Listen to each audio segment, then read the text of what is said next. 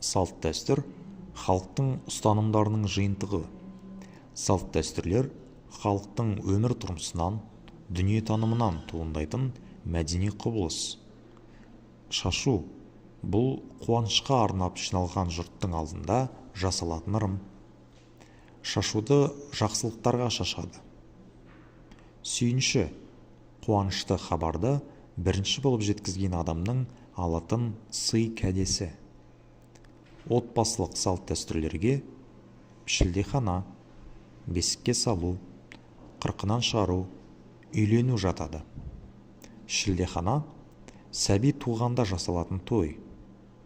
Бала дүниеге келгеніне 40 күн толғанда қырқынан шығарады. Тұсау кесуге негізінен үлкендер жиналады. Беташар домбырамен айтылатын ән. Ол келіннің бетін ашарда айтылады. Наурыз тойы көктемгі күн мен түннің теңелу мерзімі 22 наурызда өтеді. Ораза бітісімен 70 күннен кейін құрбан айт келеді. Құрбан айтта жағдайы келген адамдар құрбандыққа мал шалады.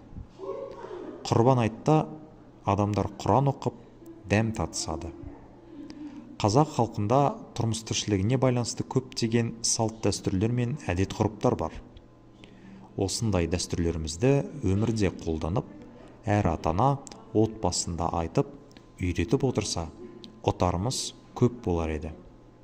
Өйткені әр дәстүр мен ырымның тәлім-тәрбиелік мәні зор.